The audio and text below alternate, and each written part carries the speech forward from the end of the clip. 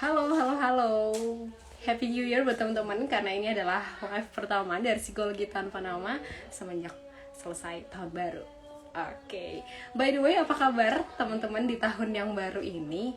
Aku sih berharap teman-teman selalu sehat, nggak cuman fisiknya aja, tapi juga secara mental. Oke, apa gimana kabarnya nih? Gimana dengan hubungannya? Karena hari ini kita juga akan bahas tentang toxic relationship. Halo Kak entrepreneur. Oke, nah teman-teman, aku akan perkenalkan lagi gitu ya, Psikologi Tanpa Nama, yaitu adalah sebuah platform yang peduli akan kesehatan mental kamu semuanya. Kenapa sih Psikologi Tanpa Nama peduli? Karena kamu teman-teman, kamu tuh berharga banget. Oke, aku Karen, bagian dari Psikologi Tanpa Nama. Hari ini akan nge-host, hari ini akan memoderatori live kita hari ini. Oke, nah kita sambil nunggu, kita akan nunggu pemateri kita hari ini adalah sumber kita. Nah teman-teman, silahkan kalau misalnya ada pertanyaan boleh disimpan, boleh nanti langsung tanyain. Dan hari ini kita akan langsung tanyakan langsung sama narasumber yang terpercaya. Oke? Oke, apa kabar? Nah, ini dia. Halo Kak, apa kabarnya? Halo, puji Tuhan baik. Gimana dengan kamu nih? Ya, puji Tuhan aku juga baik. Oke, wow. Teman-teman, aku perkenalkan dulu ya narasumber kita hari ini. Oke, nah narasumber kita hari ini adalah Kak Alexandra Arvia, MPSI, psikolog. Beliau adalah psikolog founder dari drlove.id, gitu ya Kak ya? Drlove.id. Yes, drlove.id. Nah teman-teman udah pada follow juga nggak nih drlove.id? Nah teman-teman, mungkin aku mau cek dulu suaranya ya, suaraku sama suara Kak. Kakak ini bagian siapa nih kak? Kak Alex, Sandra atau gimana? Boleh disebut Kavia juga? Kak Via. Oke, kita Iya, main Kak Via Kavia. ya hari ini. Oke, gimana kak? Suara aku jelas di situ? Bagus, bagus suaranya. Ini Oke, kamu panggilannya di siapa sini nih? suara Kakak kak dulu. panggilnya nih.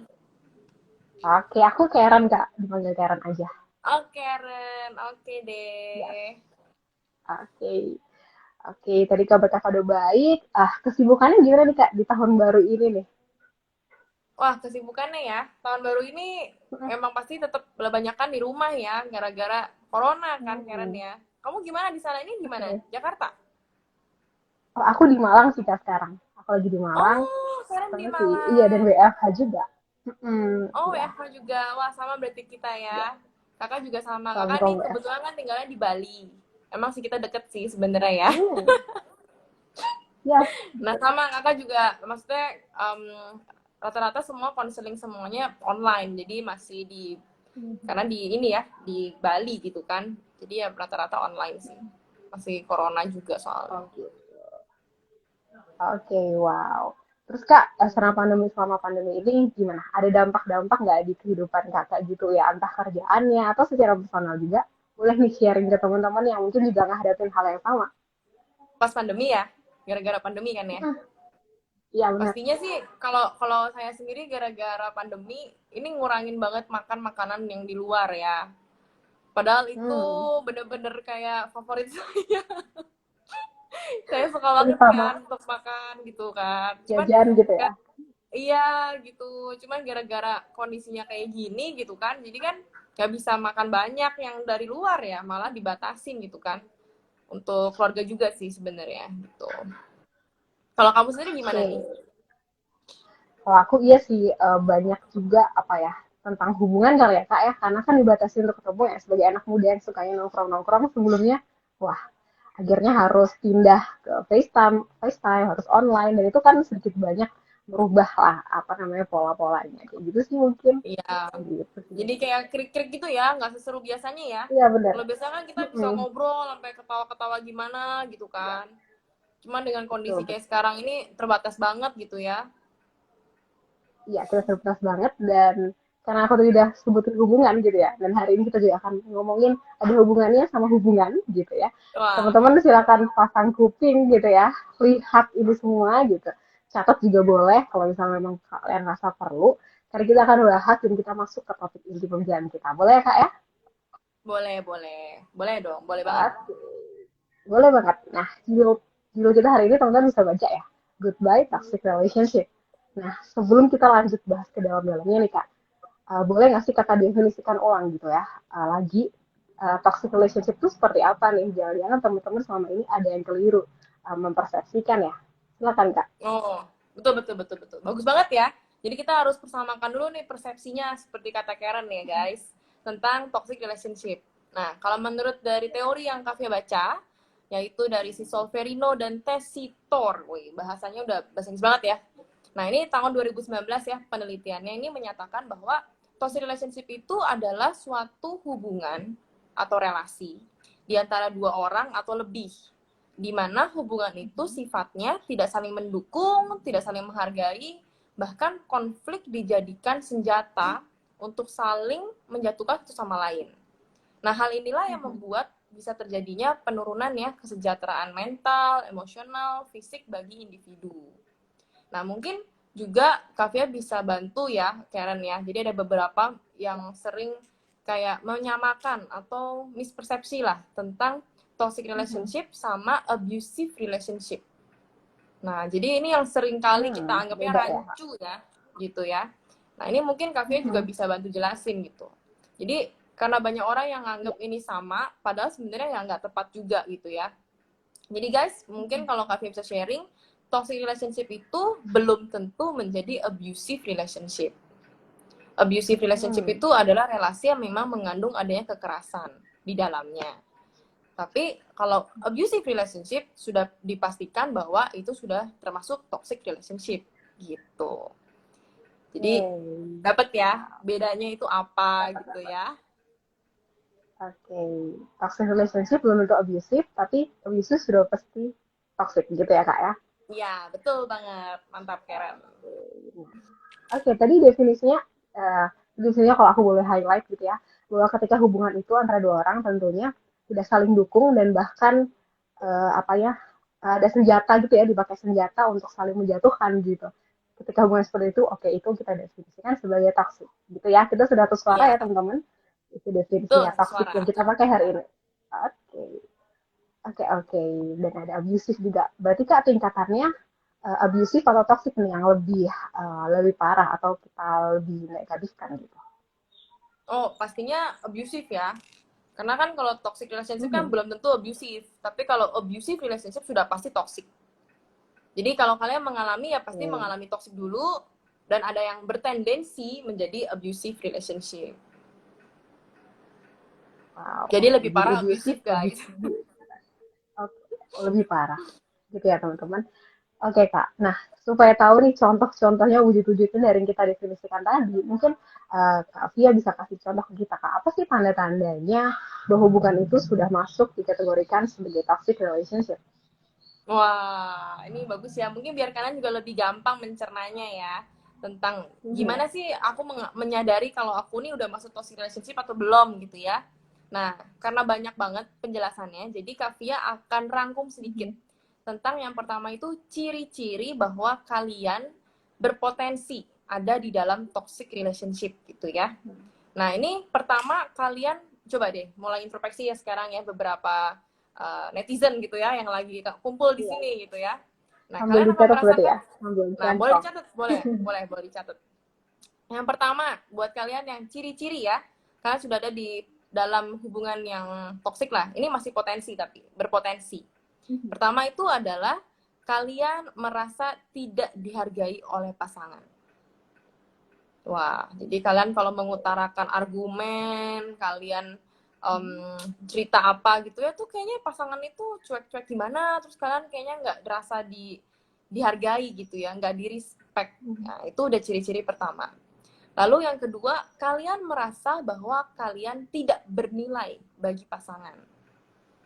Nah, kayaknya ada atau Oke. tidaknya kehadiranku ini nggak ngaruh buat dia gitu loh. Nah, itu Oh, udah seperti itu. tanda-tanda tuh. Ya. Lalu yang ketiga, itu kalian memberi lebih daripada yang kalian dapatkan. Hmm. Kok kayaknya aku terus ya yang ngalah ya? Kok kayaknya jarang banget gitu loh dia ngalah. Kenapa sih harus aku terus yang minta maaf? Kenapa sih aku terus yang datang ke dia memohon-mohon gitu ya? Terus harus aku juga yang memberikan dia segala macam supaya dia mau baik lagi sama aku, kayak gitu-gitu tuh sifat-sifatnya. Lalu yang keempat, ini mulai adanya kalian merasa terkekang atau tidak bebas. Kok kayaknya semua harus aku diatur sama dia ya? Kok aku kalau begini dia marah, kalau begitu nanti dia gimana? Nah, itu udah tanda-tanda tuh. Nah, waktu kalian bersama dengan si doi, ini yang kelima, kalian merasa sendirian. Kenapa? Karena kebanyakan orang-orang yang potensinya di dalam toxic relationship itu kayak individual gitu ya, bukannya berpasangan tapi individual, walaupun datanya berdua. Yang satu sibuknya apa, yang satu sibuknya apa gitu kan. Jadi walaupun ada dia di sampingku, aku melihat dia dengan jelas, tapi kenapa aku merasa sendirian gitu. Lalu kalian merasa juga yang namanya kecemasan. Nah, kenapa? Karena waktu bersama dia, kamu malah rasanya was-was gitu ya, kayak takut ini, takut itu, nanti dimarahin, nanti gimana. Padahal harusnya hubungan yang sehat kita rasanya nyaman ya, kayak happy gitu kan sama dia ini gitu kan. Tapi kebalikannya, ini justru kamu merasanya was-was, curigaan. Nah, itu udah tanda-tanda tuh. Nah, ada beberapa juga yang mereka merasa dimanipulasi, atau kita sering bilang kayak di gaslighted ya. Nah, mungkin kalian pernah dengar lah ya dengan istilah gaslighted gitu ya. Nah, itu juga tanda-tanda juga kalau memang hubungan ini berpotensi menjadi toxic relationship. Nah, ada yang kelihatan di dalam hal pola tidur dan pola makan yang berubah. Misalnya kalian jadi susah banget tidur di malam hari gitu Karen. Jadi kayak, aduh, mikirin terus gitu kan. Kalau nggak dianya ini, kayaknya aku yang salah deh. Kayaknya aku yang gini deh. Kayaknya ini deh apa deh. Jadi kayak banyak asumsi. Iya gitu, itu yang bikin kita jadi susah tidur gitu kan. Atau misalnya makan, pola makan berubah. Misalnya kok jadi hilang nafsu makan gitu ya. Atau karena stres jadi banyak makannya misalnya gitu. Atau mungkin ada doi kalian yang nyuruhnya tuh parah ya, dietnya suruh diet ketat gitu ya. Kamu gendut deh kalau kayak gini. Kayaknya badanmu nih jelek deh kalau gini. Nah, itu kata-kata yang sangat tidak membangun. Nah, biasanya itu sudah bisa masuk nanti ke toxic relationship. Jadi itu tadi ada beberapa ciri-ciri potensi yang ke toxic relationship. Ini Kavia juga akan memberitahu adanya tanda-tanda toxic relationship yang nanti ngarahnya ke abusive relationship. Jadi ini yang udah tanda petik udah pasti ini di toxic relationship itu terjadi. Nah, ini ada 5 ya. Jadi nanti kalian lihatlah sendiri dan sesuaikan seberapa parah tingkat keparahannya. Ini beda-beda soalnya. Nah, ini Kavia kasih ada 5 gejala umum ya. Yang pertama, muncul ketidakjujuran atau over jealous. Kamu jawab sama dia dong, ini. Kamu bohong ya? Kamu gini ya? Karena kalian sering dibohongin misalnya sama si doi gitu ya. Nah, itu tanda-tanda tuh Karen. Ayo lo nanti siapa nih kira-kira yang sering melakukannya. Nah, itu ya. Karena komunikasi yang tidak jujur ini biasanya hal yang paling gampang kelihatan. Lalu yang kedua adalah komunikasi tidak sehat. Jadi kalau kalian lagi berantem, diam-diaman, jarang berbicara, terus keluar kata-kata yang senonoh atau kasar, terus tidak berani sampean kalian untuk mengungkapkan isi hati kalian gitu ya. Nanti jadi tanda-tanda kayak perang dingin gitulah kita bilangnya. Nah, lalu yang ketiga muncul adanya perilaku untuk mengontrol orang lain. Di dalam toxic relationship itu biasanya seperti itu ya. Jadi ada orang yang lebih dominan, dia yang maksa, dia yang nyuruh-nyuruh untuk melakukan sesuatu kayak gitu. Lalu yang keempat barulah terjadi adanya kekerasan fisik. Nah, ini yang paling gampang terlihat kalau udah masuk ke abusive relationship. Gitu. Ya contohnya paling gampang mungkin mukul, tampar, cubit, atau narik terlalu kenceng sampai pada biru gitu ya. Ada beberapa seperti itu gitu kan. Dan yang terakhir sampai kalian itu terhambat untuk self care. Jadi kalian sampai lupa untuk berdandan, mukanya kucel, aduh, rambut berantakan, capek gitu ya. Ini nggak cuma perempuan ya guys, ini laki-laki juga bisa. Karena kalian terlalu fokus sama si doi gitu ibaratnya. Nah, jadi itu yang 5 tanda udah pastilah kalian ada di toxic relationship, bahkan berhati-hati takutnya ke abusive relationship kayak gitu. Kalau sampai 5-5 yang terjadi berarti itu sudah jadi abusive. Tapi kalau masih 3 itu jadi toxic gitu. Mungkin itu sih Karen ya tanda-tandanya yang paling gampang. Gimana teman-teman? Ada yang mau kasih tahu skornya di sini? Enggak ya, itu privasi kalian. Tapi kalian bisa coba ukur gitu ya teman-teman, yang potensial tadi banyak banget nggak dihargai, nggak bernilai, ada kamu apa enggak nggak ngaruh gitu ya, sampai kecemasan bahkan pola tidur dan sebagainya macam itu juga ngaruh. Dan yang udah potensial ngarah ke abusive ternyata lebih keras, ada kekerasan fisiknya juga, terus ada manipulatifnya juga ya tadi kak ya, terus bikin kita dan Betul. sebagainya, itu sudah mengarah ke abusive, artinya itu lebih parah. Dan selanjutnya kita akan bahas nih. Terus Kak, kalau misalnya udah kayak gitu gimana? Nah, teman-teman pasti pengen banget kan dapat jawabannya. Kita simpen itu agak nanti gitu ya. Aku agak-agak iklan gitu ya di sini. Jadi kita bahas sebelumnya gitu. Kita bahas dulu sebenarnya kenapa sih Kak bisa ada toxic relationship, apa penyebabnya gitu. Kenapa hubungan ini, faktor-faktornya apa bisa jadi toxic nih. Gitu. Oh, oke oke. Jadi kita akan meneliti dulu nih ya, kenapa bisa hubungannya jadi toxic relationship gitu ya, penyebabnya apa gitu guys. Tuh, bagus banget nih. Jadi Ya. sebelum kita nanganin kuratifnya, kita preventif dulu lah gitu ya. Kenapa sih ini hubungan kok jadi toxic gitu ya? Nah, ini ada 5 yang memang Kak Arvia temukan ya, dari beberapa kasus-kasus yang terjadi gitu ya. Ditambah juga dari hasil penelitian juga, Kak Arvia dapetin ada 5 hal gitu ya, yang Kak Arvia rangkum, ini jadi penyebab utama. Pertama itu adalah pola asuh yang salah gitu. Jadi kalian kalau memang nggak bisa memungkiri ya, namanya juga keluarga gitu kan, orang tua kita tidak ada yang sempurna guys, kayak gitu. Jadi bisa aja didikan orang tua kita mungkin terlalu kasar bagi kita gitu ya. Bahkan mungkin orang tua pun pernah mengalami toxic relationship dalam hubungan orang tuanya mereka gitu kan. Dan itu terulang. Jadi pola didiknya salah. Entah itu terlalu yang keras, terlalu dominan, overprotective, anak jadi takut gitu ya. Ataupun kepribadian orang tua yang temperamennya tinggi. Jadi maunya marah-marah, ngomong itu nggak bisa pelan-pelan gitu ya. Dan kalian kan melihat gitu kan. Jadi tanpa disadari ya bisa aja kita jadi menirukan hal yang sama kayak gitu. Lalu yang kedua adalah butuh pengakuan. Nah, kok bisa ya? Kok jadi butuh pengakuan nih masuk ke dalam toxic Gimana tuh relationship Kak? gitu? Itu karena kita itu pengen diakui sama pasangan. Biasanya mereka akan menunjukkannya dengan bersikap dominan gitu ya, seakan-akan aku nih punya kuasa gitu untuk bisa mengontrol pasanganku supaya aku tuh diakui, aku yang lebih wow gitu ya dibandingkan pasanganku. Nah, keinginan kebutuhan pengakuan ini yang tidak sehat gitu ya, ini yang bisa membuat orang jadinya mengontrol pasangannya. Nah, apalagi kalau di dalam budaya Indonesia ya, kita kan lebih sering ke budaya patriarki ya. Jadi laki-laki itu kayaknya yang lebih gini, lebih tinggi gitu ya daripada perempuan gitu kan. Dan ini juga yang jadinya seringkali kita temukan lebih banyak laki-laki yang melakukan KDRT kepada perempuan kayak gitu ya. Padahal kalau kalian telusuri, jangan salah loh guys, perempuan juga bisa KDRT sama laki-laki. gitu ya. Wow. Ada juga, iya ada juga ya perempuannya yang jadi apa singa gitu ibaratnya ya. Jadi si laki-lakinya mungkin jadi si rusanya gitu kan. Nah tetap aja jadi Jadi balik itu suami-suami takut istri ya Kak? iya benar gitu ya. Jadi suami takut istri gitu kan ibaratnya itu juga ada gitu. Nah makanya kita harus melihat bahwa antara pasangan itu sebenarnya kalian tuh equal, setara ya. Tidak ada yang lebih tinggi, tidak ada yang lebih rendah. Makanya nggak cuman si cowoknya yang butuh pengakuan atau ceweknya yang butuh pengakuan, tapi dua-duanya pasti butuh pengakuan. Makanya kalian harus sering-sering memuji pasangan kalian gitu ya. Karena kan sama-sama butuh diakui nih.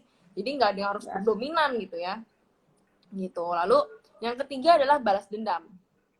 Nah, balas dendam ini terjadi kalau misalnya kalian punya trauma nggak beres dari masa lalu kalian dan kalian belum rilis gitu ya, ibaratnya belum sembuh lah luka hati itu. Contohnya apa? Orang-orang yang pernah dibully gitu ya, nggak ada salahnya lama-lama kita jadi bisa membuli orang lain gitu loh. Nah, seringnya siapa? Yang paling deket kan mungkin pasangan kita gitu ya. Jadi kita kena nih si pasangan ini gitu ya. Lalu ada lagi yang namanya rendah diri. Kalian mulai merasa minder, takut untuk melangkah. Nah, ini yang dialami sama para victim biasanya. Jadi orang-orang yang punya pribadi yang rendah diri, ini juga yang bisa mengarah ke bergantung sama orang lain, pasangannya terutama misalnya gitu.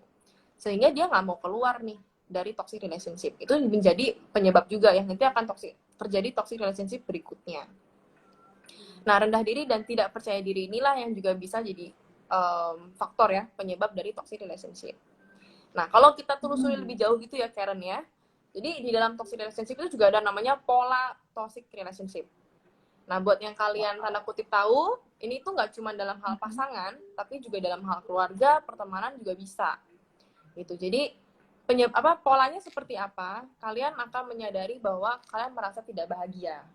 Gitu ya, Karen. Jadi kalau misalnya kita kayak ngeliat, aduh kenapa ya aku punya temen, punya keluarga, atau punya pasangan kok tidak membuatku bahagia, ada perasaan takut, tertekan. Itu pola pertama, guys. Lalu nanti pola kedua, kalian akan melihat lah ada tindakan kekerasan ya, entah itu fisik, emosional, penelantaran, seksual, terjadi, itu bisa aja. Lalu yang ketiga, nanti kalian akan mengalami namanya kompromi, guys. Kalian akan diam posisinya, dan kalian akan mengatakan gini, ini kan mungkin orang, maksudnya, wajar lah dia seperti ini, mungkin dia lagi kesal sama saya, gitu ya. Tenang, 5 tahun, nggak usah 5 tahun deh, 1 minggu kemudian dia akan berubah gitu ya. Percaya guys, kalau dia nggak berubah, nggak akan berubah gitu ya. Sampai 5 tahun juga nggak akan berubah gitu loh. Nah, jadi kompromi ini yang bikin kalian akhirnya selalu terjebak di dalam toxic relationship gitu ya. Jadi kalian akan udahlah, nanti dia akan berubah kok, aku akan menunggu saat dia berubah gitu ya. Dengan setia, dengan cintaku yang begitu besar, biasanya orang seperti itu ya. Dengan bucinnya gitu ya. Ya bucin lah gitu kan. Nah, dan kalian itu kan kompromi dilakukan oleh si victim ya biasanya ya. Tapi ada lagi pola terakhir, itu namanya pola 3M. 3M ini yang sering dilakukan oleh pelaku biasanya. Manja, maaf, manis.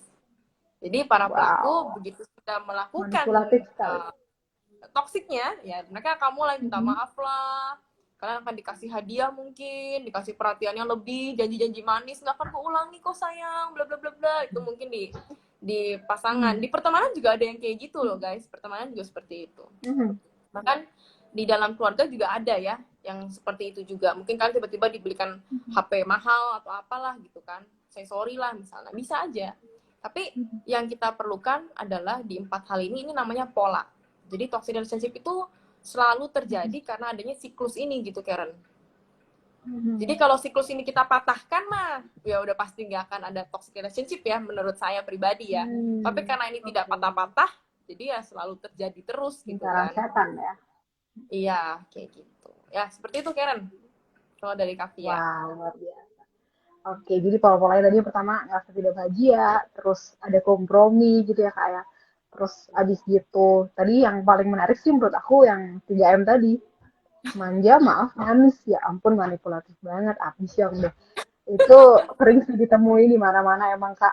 Gitu ya, sering banget kita temuin. Dan teman-teman juga harus aware sih berarti ya. Setelah ini ya teman-teman yang nonton ada 14 orang nih sekarang ya. Kalian harus aware dan harus tahu di sekitar kalian tentang itu. Dan tadi juga tentang faktor-faktor penyebabnya juga banyak banget.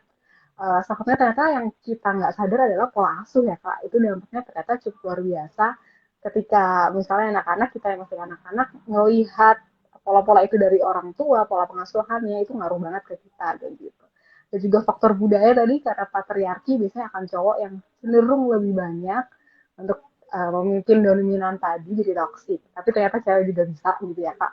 Nah, teman-teman juga boleh nanti curhat di bawah kalau misalnya kalian punya pengalaman toxic relationship, siapa penyebabnya, siapa pelakunya juga kan boleh nih kasih tahu maksudnya kenapa itu kira-kira terjadi gitu maksudnya ya, cewek atau cowoknya gitu loh maksud aku. Oke, boleh banget teman-teman nanti sharing ya. Kalau ada pertanyaan teman-teman boleh langsung tulis di bawah, nanti kita akan bahas langsung gitu ya di sesi Q&A. Oke, nah Kak selanjutnya untuk tentang teori-teorinya apakah ada yang mau ditambahin lagi nih Kak? Oh, apalagi ya kira-kira ya? Baru itu sih kayaknya. Pertanyaan berikutnya aja nggak apa-apa. Kalau memang ada lagi. Oke, kita lanjut ke pertanyaan berikutnya ya teman-teman. Teman-teman boleh langsung nanya loh ya. Oke, sekarang kita bahas dampak tentunya Kak. Dampak apa sih yang diterima, dampak apa yang bisa kita dapatkan ketika kita ada dalam toxic relationship? Oke, dampaknya Kavia akan ambil 4 sudut ya, supaya enak gitu ya. Pertama, fisik gitu kan. Kalau fisik mah ya pasti nggak dipungkiri akan ada terjadi perasaan sakit mungkin biru-biru gitu kalau udah parah kan. Atau misalnya babak belur, karena kan ada beberapa yang kena kekerasan fisik ya, kayak gitu. Nah, kalau misalnya secara emosional, ini akan dialami oleh kalian semua di toxic relationship maupun di abusive relationship. Yaitu apa? Yaitu adanya emosi tidak stabil. Terus kalian akan merasa stres, kalian akan mudah cemas, gampang emosi, kalian bener-bener lah ngerasa nggak damai. Coba deh, kalian mungkin yang udah denger ini ya, live Instagramnya kita di sini gitu kan. Dan kalian mungkin yang sudah mengalaminya, Kak Fia dan Kak Karen paham banget lah. Pasti kalian akan merasakan yang Kak Fia bilang ini tidak stabil, maunya marah-marah, tapi satu sisi kalian pengen nangis gitu ya. Satu sisi mungkin kalian ada yang mau ketawa sendiri-sendiri gitu kayak, kok bisa ya aku suka mani orang, bla bla bla bla gitu kan. Nah, perasaan cemas, ketakutan yang nggak menentu gitu kan. Nah, ada lagi yang namanya kita masuk ke dampak mental gitu ya. Secara psikologis tuh apa sih yang kalian kena atau secara psikis gitu kita bilang ya. Pasti muncul yang namanya perasaan low self-worth. Bahwa kayaknya saya nggak berharga ya. Atau kalian menilai diri kalian itu nggak berharga gitu. Jadi ya udahlah, layaklah untuk diperlakukan seperti ini ibaratnya gitu. Lalu yang ketiga itu namanya self-criticism. Kalian mulai mengkritik diri sendiri, menghakimi diri sendiri, menyalahkan diri sendiri, putus asa, dan kalian merasa bahwa ya udah ini memang kegagalanku, aku ada di hubungan seperti ini gitu ya. Wah, itu bener-bener kena banget misalnya victim ya, terutama ya gitu. Dan ini perasaan yang pesimis gitu lah. Nanti kalian akan negatif. Kalian akan merasa bahwa udahlah nanti kalau aku putus dari si doi ya gimana, nggak akan ada lagi yang lain gitu ya. Karena kalian sudah pesimis, kalian merasa diri kalian lah penyebab dari semua kesalahan yang terjadi gitu kan. Lalu munculnya nanti yang namanya trust issue atau commitment issue. Nah, ini yang paling sering ya kita dengar. Kok dia bisa sih jadi nggak percaya, kok dia bisa sih jadinya takut untuk berkomitmen gitu. Nah, ini dampaknya bagi kalian yang akan ada di relasi toksik ya, beracun gitu. Dan yang terakhir adalah kalian tidak bahagia, kalian akan terus merasakan lelah secara konsisten. Jadi kakak nggak tahu di sini akan ada berapa banyak hubungan yang kalian telah jalani. Kalau memang itu ada di toxic, kalau 1 bulan, oke, bertahan 1 bulan gitu ya. Tapi kakak juga nggak kaget kalau sampai ada yang bertahun-tahun, bahkan dari kecil, dari dia TK gitu ya, bisa mengalami toxic relationship dari keluarganya gitu. Itu bukan hal yang mudah gitu ya ibaratnya. Gitu. Oh, lupa yang keempat ya. Yang keempat, Karen lupa. Secara sosial. Yang keempat.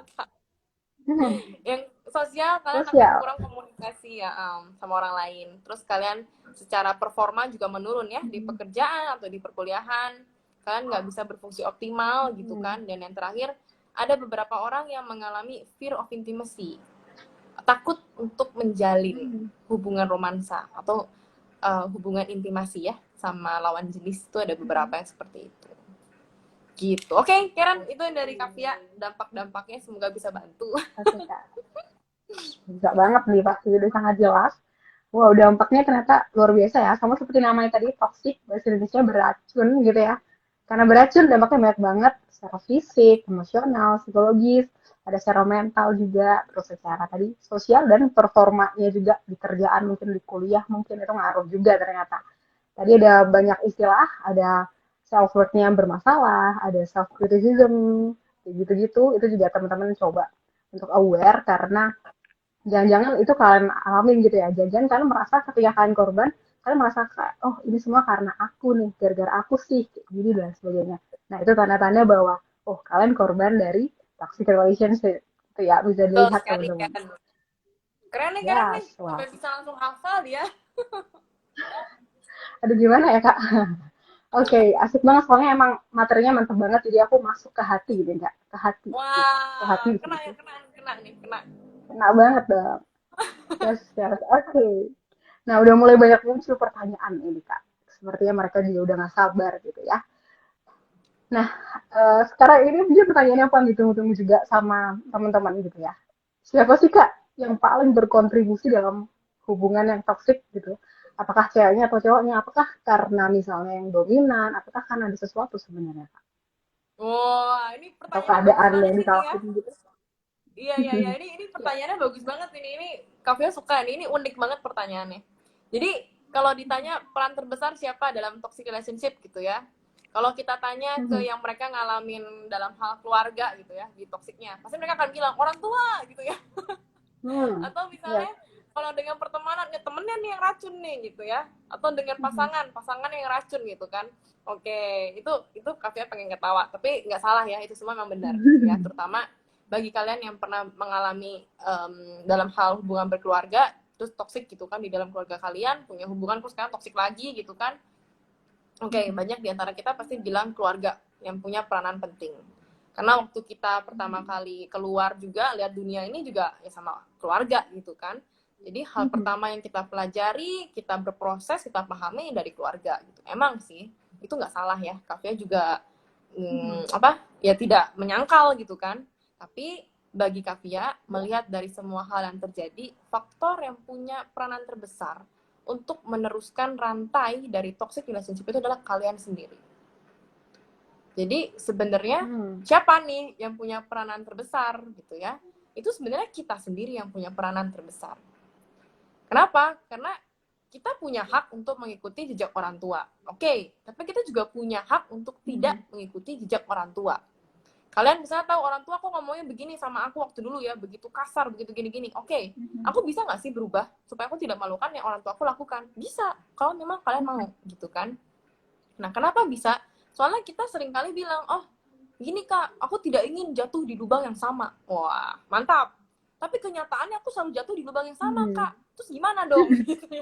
Nah, ini yang menjadi pertanyaan gitu kan. Kenapa? Karena kita punya teori namanya benci dan cinta itu tipis guys sifatnya. Apa yang aku benci seringkali itulah yang aku cintai. Ada beberapa orang aku nggak mau punya pasangan yang seperti papaku, aku nggak mau punya pasangan yang seperti mamaku, bla bla bla bla bla.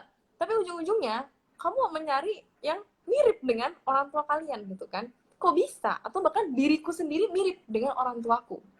Kenapa gitu kan? Karena benci dan cinta itu tipis. Sebenarnya aku benci hal ini, tapi sebenarnya aku cinta sama mereka, aku sayang sama mereka. Nah, kalau secara teori itu ada ya yang Kavia baca, maksudnya benci dengan cinta itu kenapa tipis? Karena kita selalu berpatokan bahwa hal yang tidak aku sukai itu, sama hal yang aku suka itu selalu terulang di pikiranku. Jadi di alam bawah sadar, kamu selalu mencari ke area itu. Walaupun kalian bilang benci gitu kan, aku bilang benci kok, nggak mau ke sana gitu, tapi rasa cinta itu kan sama, karena benci dan cinta kan selalu nempel ya, melekat gitu ibaratnya di kepala kita atau di hati kita, makanya itu yang mengarah kita ke sana. Lalu yang kedua adalah adanya ketidakbisaan untuk menerima atau tidak bisa menerima kejadian-kejadian masa lalu, sehingga kita tidak bisa memaafkan. Nah, banyak beberapa orang yang trauma, pernah mengalami KDRT mungkin dengan keluarga apa, dan aku nggak bisa, aku marah gitu ya, kesel apa bawaannya. Nah, perasaan itulah yang membuat kalian tidak bisa keluar dari namanya zona nyaman. Nah, sehingga tidak akan terjadi perubahan. Kalian bilang, aku tidak mau menjadi seperti A, aku tidak mau menjadi seperti B, gitu kan. Taunya aku jadi si A nih, taunya aku jadi B. Kenapa? Ya karena perilaku seperti itu tuh lama-lama ada di dalam diri kita. Bahkan Kavia pernah nemuin ya klien yang bilang, aku nggak mau seperti orang tua aku, dia orangnya seperti ini, gitu kan. Tapi kejadiannya adalah dia melakukan hal yang sama gitu. Kenapa? Karena dia tidak mengakui bahwa oh, orang tuanya punya kelemahan ini. Aku juga memiliki kelemahan itu. Kalau aku bisa mengakui, berarti kan aku bisa menerima kelemahan dari orang tuaku dan aku bisa terima kelemahan dari diriku. Sehingga aku bisa memaafkan. Oh, aku harus berubah di area ini. Ya sama lah guys, ibaratnya kalau kalian lagi putus cinta mau move on.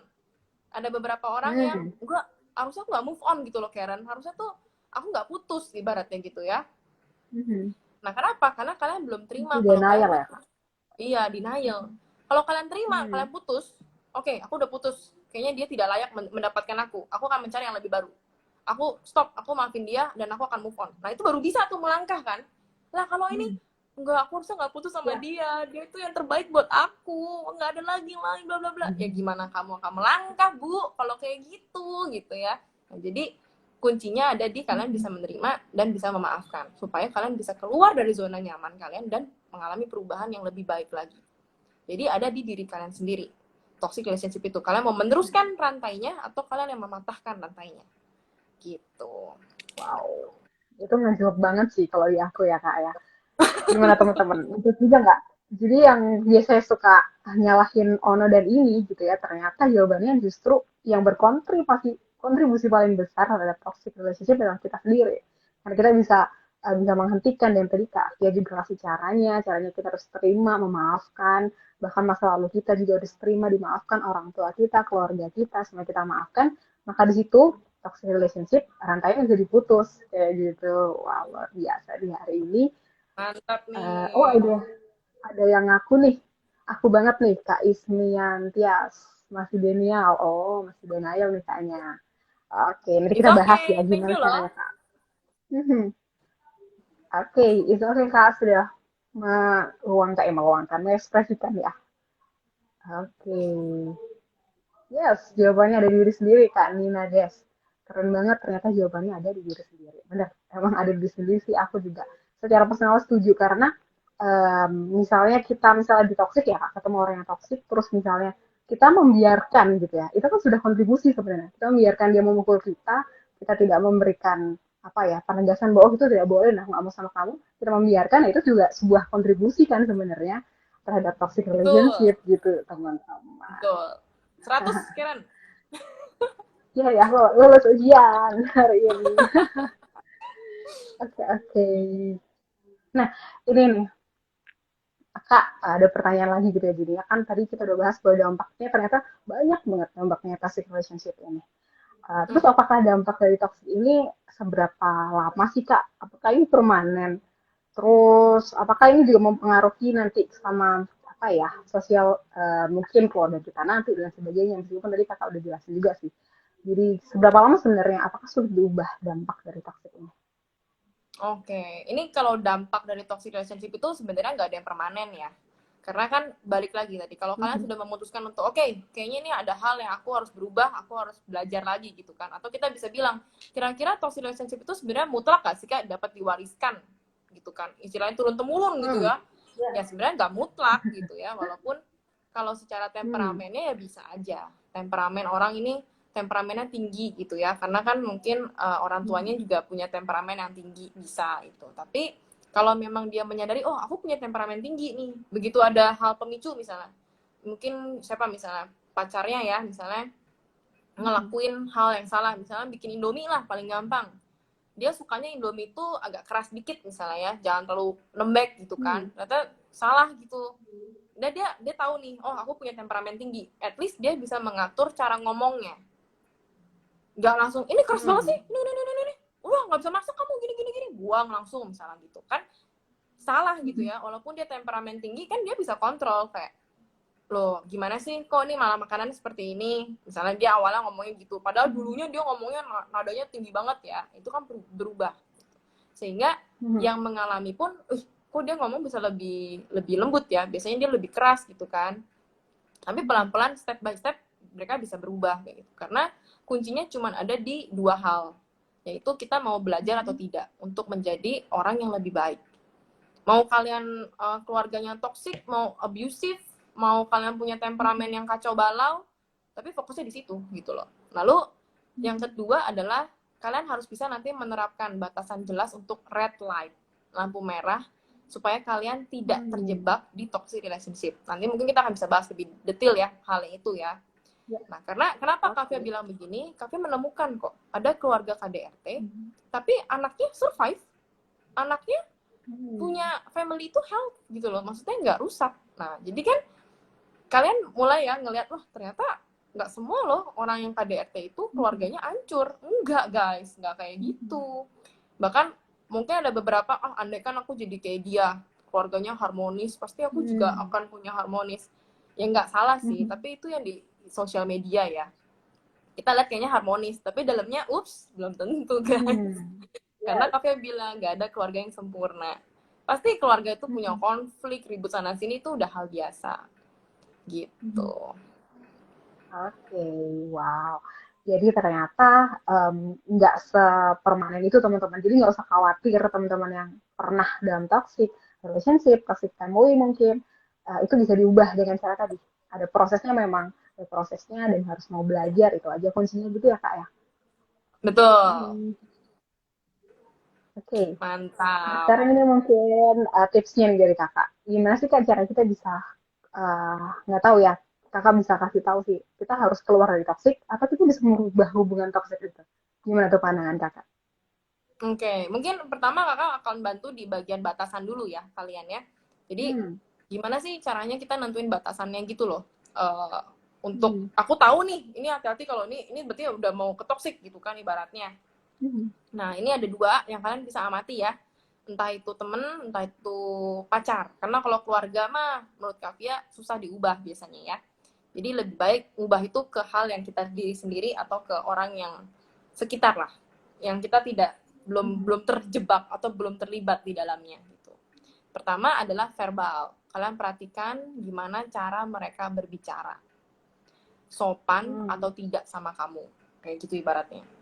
Terus kata-kata Hmm. kasar sering atau tidak dilontarkan. Kalau dilontarkan bentuknya seperti apa? Ada beberapa yang mungkin pakai bahasa Inggris ya, kata-kata kasar seperti itu. Atau mungkin ada yang keluarnya sebutnya kebun binatang, itu juga ada gitu ya. Nah, itu kalian yang harus lihat. Waktu itu tuh seperti itu tuh seringnya ke siapa gitu. Lalu ketika sedang emosi, Hmm. gimana komunikasi yang dilakukan? Ada orang waktu emosi kita kasih tahu dia ofensif, nyerang. Itu kan kamu gini-gini, dia gara-gara kamu gini-gini. Oh, ada yang kayak gitu. Ada juga yang defensif. Defensif itu denial ya rata-rata ya. Enggak kok, aku nggak kayak gitu, itu salah kamu deh. Kayaknya kamu ini. Terus banyak ngeles lah, banyak Hmm. alasan. Nah, Hmm. itu udah hati-hati. Lalu yang kedua, konsistensi berbicara. Ditanya A, jawabannya apa nih? Sama atau enggak? Ditanya B, gimana nih? Terus balik ke tanya A lagi dengan pertanyaan yang agak sedikit beda, kok jawabannya berubah ya? Nah, ini udah tanda-tanda guys. Kalian hati-hati ya. Itu dia entah itu berbohong atau Hmm. menipu atau memanipulasi lah bahasanya gitu ya. Itu yang harus kita lihat. Konsisten atau enggak sih dia ngomong A sama B ini, atau A sama A, B sama B ini sama enggak sih? Gitu. Terus ketiga, ancaman. Nah, buat kalian yang sering, udah kalau kamu nggak mau kayak gini, aku gini aja. Wah, udah mulai banyak-banyak Hmm. ngancem tuh. Itu juga udah hati-hati ya. Itu batasan red light lah kalau buat Kavia kalau udah ada pasangan yang bisa ngomong kayak gitu, ancam-ancaman gitulah. Nah, yang kedua adalah non-verbal secara perilaku. Ini yang paling mutlak lah red light kalau udah main tangan. Hmm. PDKT main tangan, coret. Mutlak. Pacaran main tangan, coret. Gitu ya. Karena ini udah paling gampang gitu ya. Terus dicuekin saat Hmm. bersama. Dibiarkan menunggu lama. Misalnya waktu kalian dijemput, kok lama banget ya, udah 1 jam nggak dijemput-jemput, nggak on time. Nah, kalau 1 kali sih emang nggak masalah ya, 1-2 kali ya. Tapi kalau udah lebih daripada itu guys, itu udah tanda tanya sih. Itu artinya dia tidak respect sama kita. Gitu. Yang ketiga, Hmm. selalu kita yang mengalah dan minta maaf gitulah. Terus kita lebih Hmm. didominasi dengan rasa takut daripada kita peduli atau cinta. Kesian, aduh takut nanti dia gini-gini, aduh gimana ya gini. Nah itu kan udah beda ya, bukan karena kita peduli atau cinta ngelakuin sesuatu kan. Jadi itu batasan buat kalian yang mungkin sedang PDKT, yang mungkin sedang berpacaran, hati-hati ya guys gitu. Kalau kalian sering menemukan batasan-batasan ini, ya inilah yang kakak tadi cerita itu, ya itu udah harus tanda-tanda sih, lampu merah atau tetot gitu ibaratnya. Gitu. Tetot. Hmm. Iya gitu. Nah, Oke. Nah, terus tadi gimana? Apa Karen pertanyaannya? itu kan Tips batasan yang kita buat buat ya kak, untuk uh, mencegah gitu ya. Mm. Nah, terus tipsnya buat sebenarnya kita nih harus keluar kak dalam toxic ini. Kalau misalnya nih pacaran ya kak, kita ini harus keluar atau kita mengubah sih kak? Karena banyak orang berusaha untuk mengubah pasangannya, berusaha untuk mengubah hubungannya supaya tidak jadi toxic lagi. Gimana menurut kakak? oh, oke. Jadi itu memang kita kalau Kavia pribadi ngasih ada dua ya, Karen. Jadi pertama pastinya kita fix it, memperbaiki. Yang kedua itu kita bisa leave it, meninggalkan. Nah, ini dibalikin lagi Wow. sama kalian. Dan lihat dari kasusnya kalian, hubungan yang kalian jalanin itu seperti apa. Kalau misalnya buat kalian yang fix it, ini untuk victimnya, korbannya, kalian pertama perlu untuk jujur pada diri sendiri. Jangan kalian denial. Kalau memang kalian merasa tidak bahagia, katakan aku tidak bahagia bersama dia. gitu ya. Entah itu kalian mau tutup mata, mau sambil nangis, atau mau sambil ketawa, kalian lihatlah hubungan kalian yang selama ini kalian jalanin. Kamu happy nggak sih bersama dia? Happy kok, happy kok. Berapa persen happy-nya? Berapa persen tidak happy-nya? Kamu harus lihat. Nggak tahu sih. Nah, kalau sampai nggak tahu, apalagi jawabannya kayak gitu ya. Tapi ada beberapa yang bilang 90% aku happy, 10% doang aku nggak happy. Tapi perilakunya kebalik, tiap hari nangis daripada ketawa. Nah itu kan denial banget gitu loh. Kenapa sih? Jujur aja, kalau emang kamu nggak happy bilang gitu. Nah itu yang paling pertama ya. Banyak orang dan korban itu seringkali agak susah ya untuk mengakui perasaan ini. Karena mereka malu biasanya ya. Atau gengsi ya, masa punya pacar tapi pacarnya bikin aku sedih, bukan bikin aku bahagia gitu kan. Tapi percaya sama Kavia, itu bukan hal yang memalukan, itu bukan aib. It's okay, kalau memang kamu nggak bahagia, just tell us gitu, kayak oh kamu memang nggak bahagia gitu. Nah, dengan kalian bisa berani jujur pada diri sendiri, kalian akan bisa terbuka. Bagaimana sih perasaan kamu selama ini? Apa sih yang kira-kira kamu dapatkan atau yang kamu miliki lah relasi bersama dengan dia? Yang kamu tuh rasanya this is the best gitu kan? Nah itu kan nanti kita lihat gitu. Nanti dari situ kalian akan melihat kayak kenapa ya sama dia tuh selalu konflik aja, capek banget, kesel banget, serba salah. Nah akhirnya kalian akan masuk ke diskusi. Kalian bisa diskusi, cari jalan tengah sama si doi. Kamu kenapa sih? Apa sih bikin kamu marah sampai kamu keluar kata-kata itu? Emang aku segitunya sampai engkau layak lah bilang kayak gitu ke aku. Nah itu kan diskusi. Kalau si doi ini bisa diajak diskusi, bagus ya. Dan jangan lupa kalian pakai kata I statement. Saya merasa, saya bla bla bla bla bla. Jangan bilang kamu itu ya, kamu itu ya. Nah, nunjuk ini nih biasanya jadinya berantem ya. Tapi lebih baik di sini. Berapa kali sih saya melakukan ini? Kenapa sih saya yang seperti ini? Saya merasa saya selalu diginikan. Nah, saya melihat begini gitu kan enak ya, jadi nggak jadi berantem gitu. Lalu pelaku, buat kalian yang pelaku, it's okay. Ini emang proses juga, bukan hal yang memalukan, bukan hal yang buruk juga gitu ya. Karena Kavia merasa setiap pelaku itu pasti punya ceritanya sendiri gitu ya. Yang pertama adalah just akui aja. Admit ya, kalau memang kalian salah, kalian mungkin masih ada hal yang belum kalian terima di masa lalu kalian, belum bisa memaafkan, kalian akhirnya butuhlah perasaan-perasaan pengakuan, atau ada masih dendam gitu ya, masih kesel, ya nggak apa-apa, akui aja kalau memang kalian punya perasaan itu sebenarnya. Dan kalian mau untuk bertanggung jawab.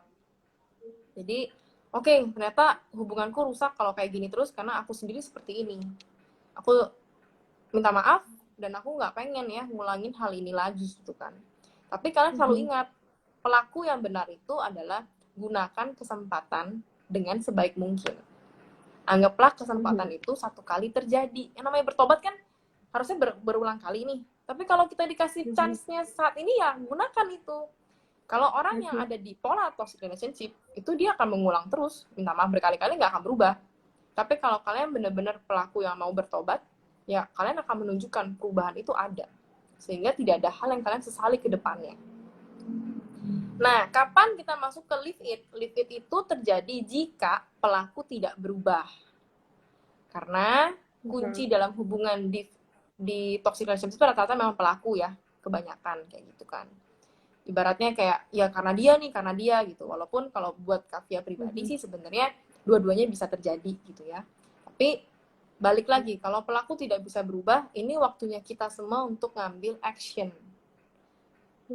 Nah, actionnya apa? Gimana caranya aku bisa benar-benar meninggalkan hubungan ini gitu ya? Susah banget, Kak. Gitu ibaratnya. Iya, saya tahu sih, gak gampang. Apalagi meninggalkan orang yang kita cinta gitu ya. Betul, dengan kenangan-kenangannya gitu kan. Nah, betul banget tuh Karen. Jadi kenangan-kenangannya ya. Tapi kalau banyak kenangan pahitnya ya buat apa disimpan gitu kan ibaratnya ya. Nah, ya betul banget. Gitu. Aduh. Jadi kuncinya pertama apa buat kalian yang mau meninggalkan hubungan kalian yang sudah toksiknya parah banget? Pertama, cintai dirimu sendiri. Seberapapun besarnya kamu cinta sama pasangan kamu, harus lebih besar kamu mencintai dirimu sendiri. Kenapa? Jangan sia-siain hidupmu itu untuk hal yang tidak berguna ya. Kalian punya hal yang kalian diperlakukan lebih layak, kalian wajar pantas untuk lebih dihargai, dicintai dengan cara yang sehat, dengan cara yang tepat gitu. Jadi cintai dirimu sendiri, itu yang paling pertama.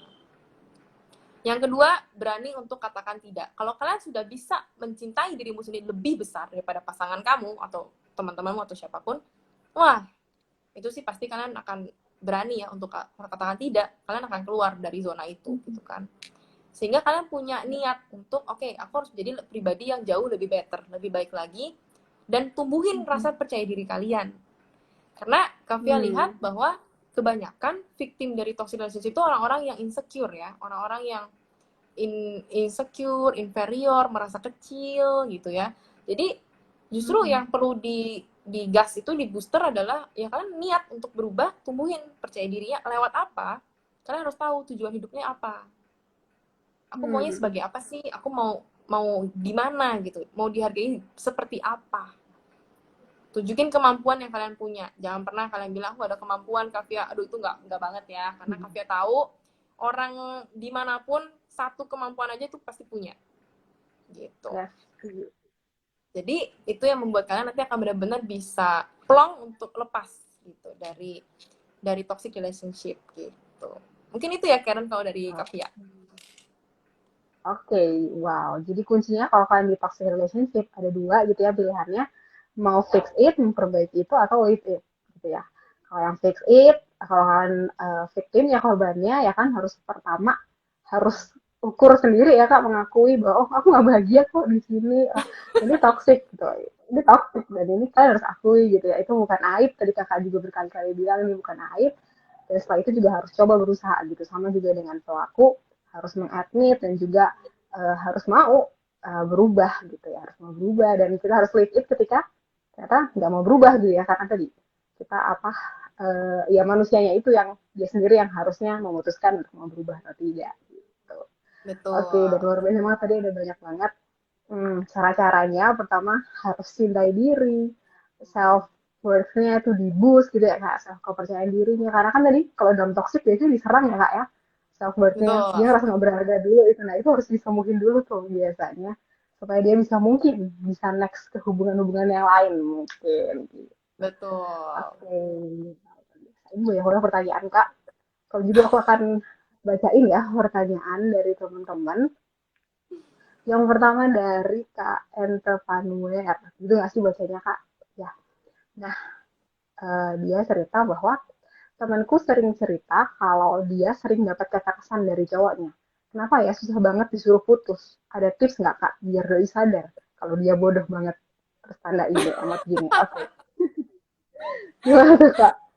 Oke, ini ceritanya dia ini gergetan sama temennya gitu ya, karena dia tahu bahwa pasangannya nggak bener, tapi si temennya ini disuruh putus nggak mau gitu ya, ibaratnya ya. Gampang kok, katakan aja ke dia, kamu harus lebih cinta sama dirimu sendiri daripada sama pasanganmu ya. Karena kalau udah kayak gitu, inilah yang Kavia bilang ya, ada perasaan nggak berharga, dia merasa kalau misalnya dia nanti putus nggak akan ada lagi yang mau sama dia mungkin, atau misalnya apa. Nah, kita harus tunjukin kelebihan-kelebihan yang dia punya. Karena orang-orang seperti ini tuh biasanya dia tipikal yang insecure ya guys. Jadi dia merasa bahwa insecure, inferior, terus kayak apa ya, kayak kurang pede aja gitu loh tipenya ya. Jadi yang kalian perluin adalah kalian justru bantu untuk tunjukin kamu tuh punya kemampuan di mana. Kamu emang mau kamu diperlakukan seperti ini, kamu tuh jauh loh lebih seperti ini, kamu tuh bisa menjadi orang yang begini. Kenapa kok kamu mau sih menyanyiakan hidupmu dengan orang yang seperti ini, kamu dibeginikan. Nah itu membuat dia akan terus berpikir dan merasa, aku punya ya kelebihan itu ya. Nah orang Indonesia tuh memang kita jarang banget ya guys untuk muji satu sama lain gitu kan. Anggaplah untuk mengatakan I love you aja kayaknya jarang banget, atau I love you papa, I love you mama itu apalagi gitu ya. Makanya banget ya. Iya, itu kan kayaknya apa ya, memalukan gitu ya, padahal kok malu-maluin gitu kan. Makanya Kavia bilang kita harus berani untuk muji dia. Kamu puji, kamu tunjukin apa sih kelebihan yang kamu lihat dari dia. Emang sebagai teman kalau kita gregetan itu rasanya negatif semua yang kita lihat ya. Ini orang kok bodoh banget gitu ya, tadi kamu bilang ya. Ini orang kok aduh apa banget deh gitu kan. Tapi justru kita harus kasih tahu ke dia, kamu tuh punya kelebihan ini loh. Kamu tuh gini-gini, karena dia tidak bisa melihat kelebihannya. Bayangin ya, dia tinggal maksudnya bersama dengan orang yang toksik. Otomatis pikiran dia pun bisa-bisa jadi toksik. Bilang, anggaplah dia 1 bulan pacaran misalnya. Selalu dikatain kamu bodoh. Bisa nggak dia kira-kira merasa diri dia benar-benar bodoh? Ya bisa aja gitu kan. Makanya kita harus lawan, kita yang jadi positifnya. Kamu tuh kasih tahu hal-hal positif supaya dia self worth-nya naik, dan itu yang bisa dorong dia untuk keluar gitu, kayak oh iya ya, ngapain aku nggak bisa waktu sama dia, mendingan aku sama cowok lain atau sama cewek lain gitu ya. Ini Kavia nggak tahu nih cewek atau cowok soalnya. Gitu. Cewek kayaknya Kak yang victimnya ya. Oke. Oke, gitu caranya ya Kak. Ternyata cinta dirinya itu harus dikasih tahu bahwa itu harus ditingkatin. Caranya tadi self worth-nya, dikasih tahu bahwa dia sangat berharga melalui Betul. kelebihan dia, potensi dia. Itu yang bisa mungkin berharapnya itu akan mempengaruhi dia gitu ya untuk sadar gitu. Betul. Nah, ini pertanyaan lagi Kak dari Kak Nina Des. Pertanyaan seperti ini, ketika tidak merasa atau mungkin ini ketika tidak merasa nyaman dalam suatu lingkungan, apakah itu bisa disebut dengan toxic relationship? Karena saya merasa selalu tertekan ketika berada dalam lingkungan tersebut, sehingga saya memutuskan untuk keluar dari lingkungan tersebut. Seperti itu. Mungkin Karina bisa jelasin ya lingkungannya ini pertemanan kah atau neighborhood misalnya, keluarga gitu. Keluarga atau tetangga. Karina, halo, ada di sini. Oke, mungkin mungkin kita anggap pertemanan dulu kali ya Kak ya, kalau lingkungan itu. Gimana Kak? Oke. Nggak apa-apa, bisa kok. Jadi kalau memang kayak gitu kan tadi kan Kakak sempat kasih tahu ya, ada namanya ciri-ciri potensi toxic relationship, ada juga yang tanda-tanda memang ada di toxic relationship. Kalau memang dari yang Kavia dengar sih itu sudah jadi ciri-ciri ya, kamu sudah berada lah di lingkungan yang kemungkinan besar jadi toxic bagi kamu gitu kan. Ya benar kayak gitu. Jadi ya bisa dibilang itu udah ada potensi gitu ya.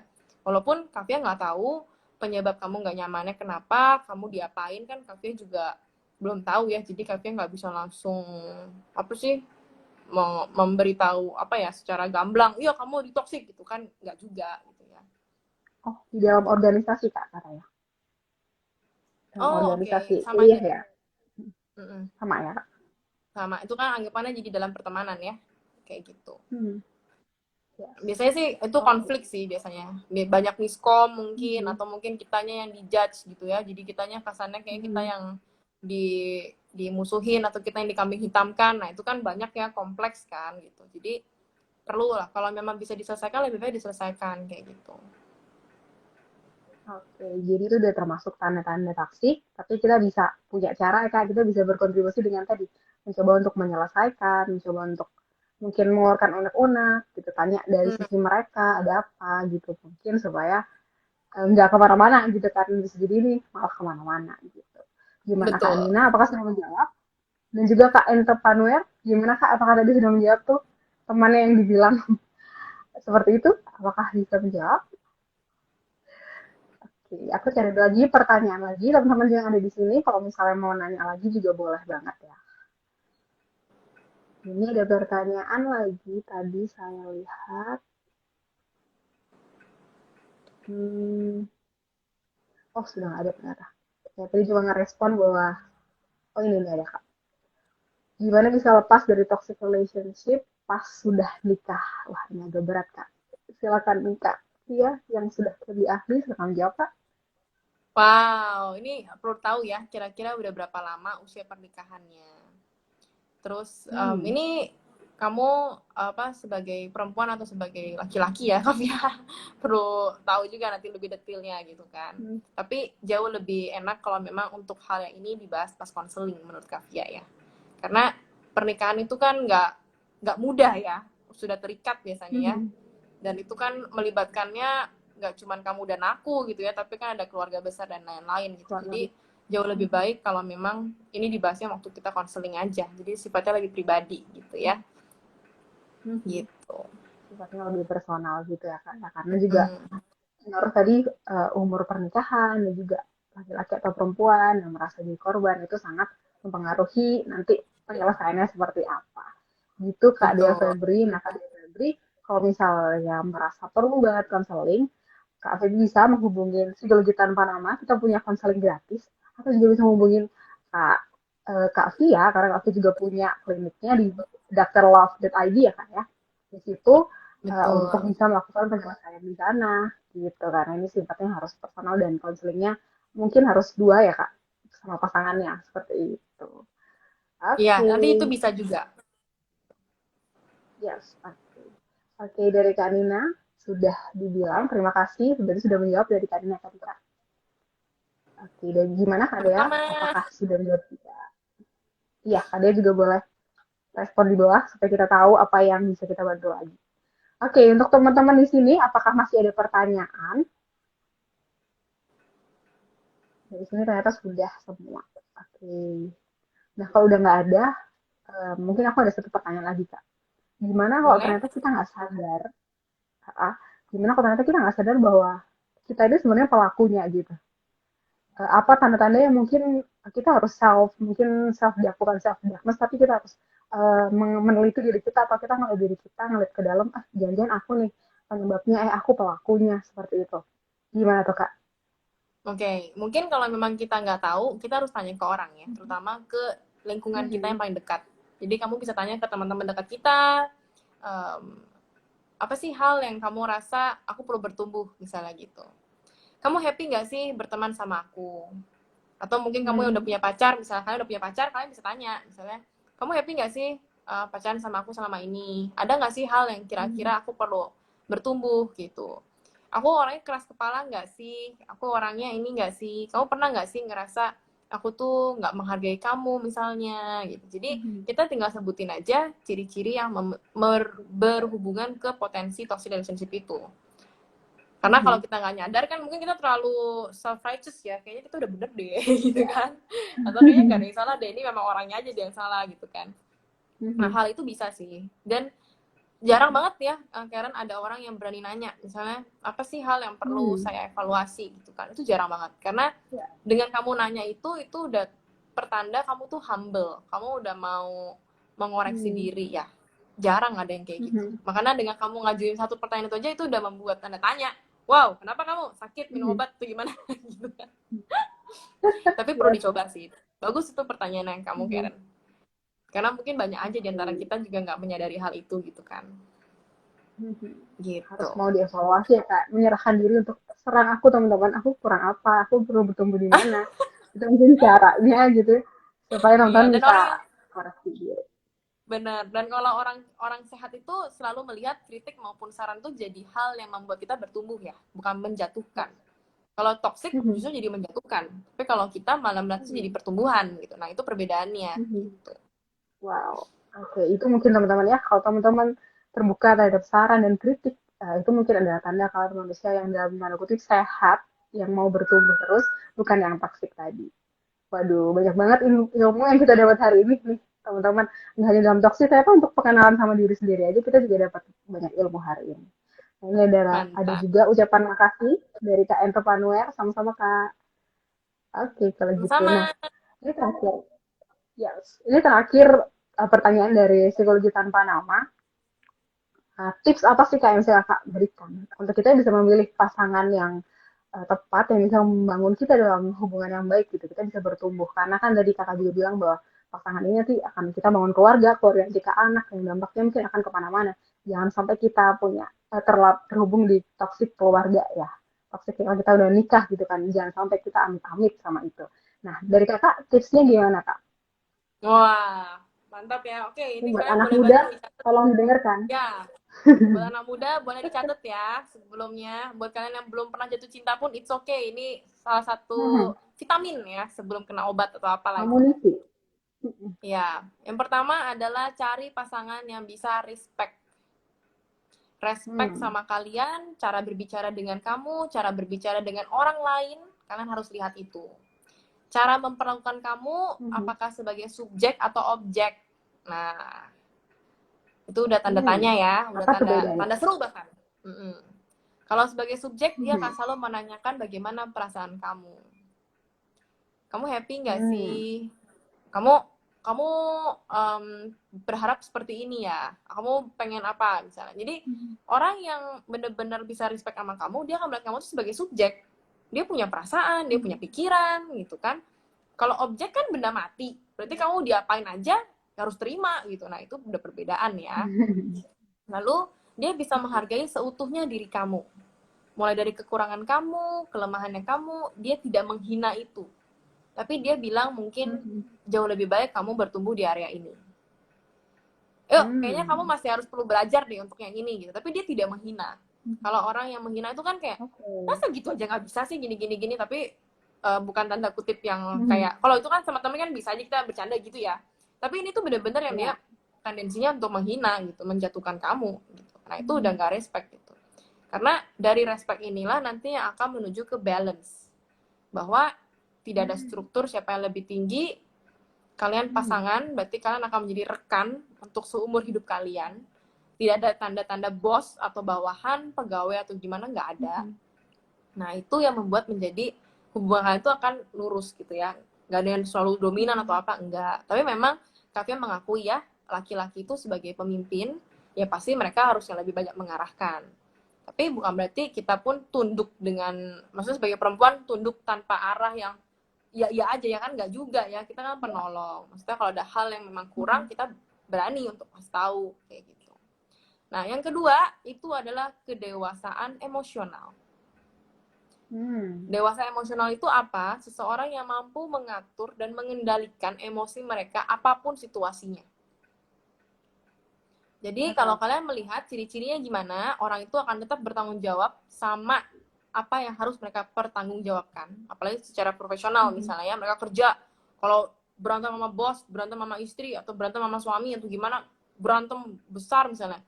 Terus kerjanya nggak dikerjain gitu kan nggak mungkin gitu ya. Jadi tetap tanggung jawab tuh utama. Sama halnya kalau dia kuliah, sekolah, berantem sama pacar, terus mogok, bolos sekolah. Nah, itu udah tanda-tanda belum dewasa secara emosional gitu ya.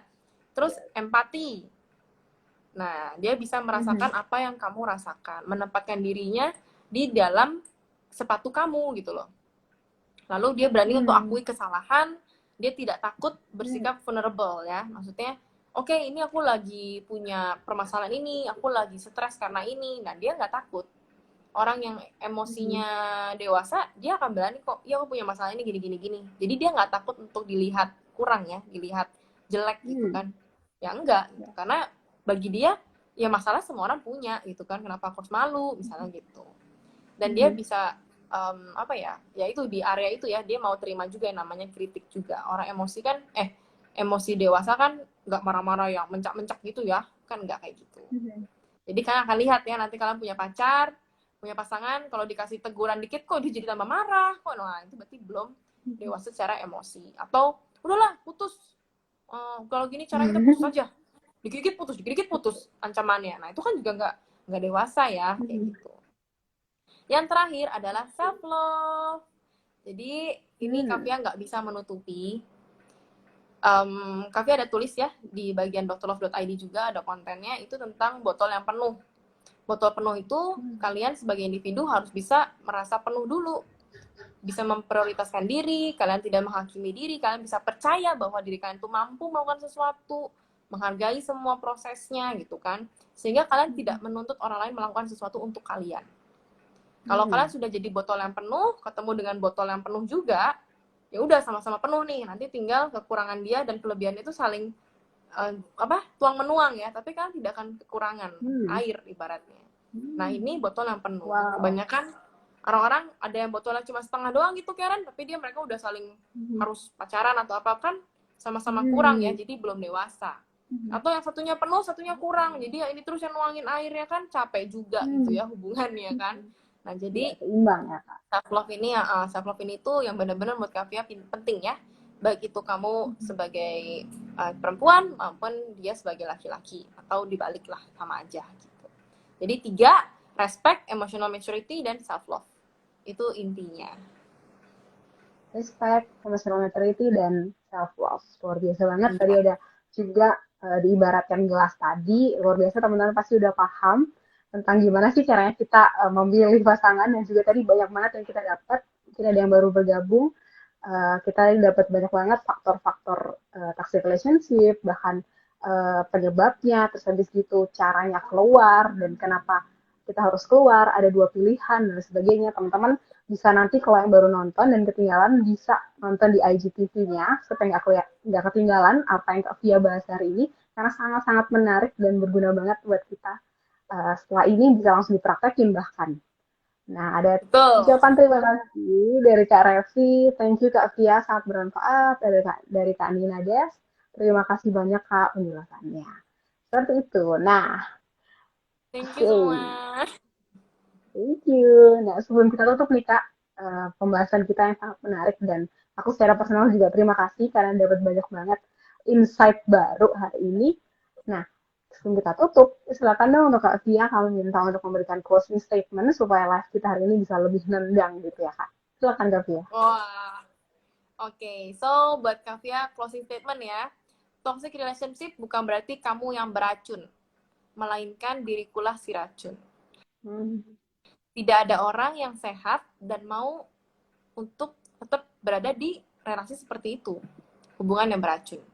Saat kita menjadi orang yang sehat, kita akan keluar dari zona itu dan kita akan menjadikan racun itu obat aja untuk kita obatin orang lain. Jadi bukannya berarti kita yang kena racun lagi ya, kita udah teracun, sembuh, kita akan punya amunisi yang lebih baik lagi, kita akan ngobatin nanti orang lain. Karena love hurts you and love heal Wow. you gitu ya.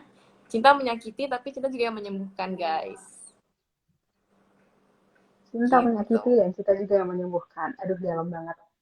Oke, wow, luar biasa Kak. Baper ya nih di sini aku nih. Terima kasih banyak Kak Via untuk closing statement-nya. Baper. Um, Baper nih. Terima kasih Kak.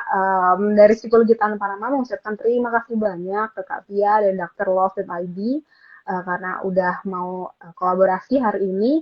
Sehat-sehat untuk Kak Via, sukses juga untuk platformnya, segala pekerjaannya. Semoga juga lancar dan baik, juga bisa makin banyak nih bisa memberkati banyak orang. Gitu dari kami Kak. Terima kasih banyak Kak. Thank you ya Psikologi Tanpa Nama sudah mengundang juga. Happy banget loh. Semangat banget ya. Kita nanti bisa kolaborasi lagi selanjutnya. Oke guys. Sehat juga buat Amin. kalian. Amin. Lancar semuanya. Jaga kesehatan juga Oke. pastinya ya. Mumpung corona kayak gini. Ya, iya, betul-betul. Oke, nah buat teman-teman juga yang udah hadir live dari awal sampai akhir, terima kasih banyak karena sudah gabung. Berdoa juga kalian bisa ngerti, paham, dan langsung mengerjakan gitu ya, apa ilmu-ilmu terapan yang bisa kita dapat hari ini. Aku juga berdoa, Kak Tia juga pasti berharap teman-teman setelah ini hubungannya healthy gitu ya, dalam healthy relationship, dan teman-teman juga sehat selalu, sukses selalu. Oke, itu dari kami semua. Mungkin kami akan tutup, teman-teman. Sekian Psikologi Tanpa Nama, Tanpa Nama Talk hari ini. Sampai jumpa di Tanpa Nama Talk yang selanjutnya. Ingat ya teman-teman, siapapun nama kalian, kalian itu berharga. Sampai jumpa. Terima kasih Kak Bye-bye Fia. guys. Thank you ya Bye. semuanya. Thank you.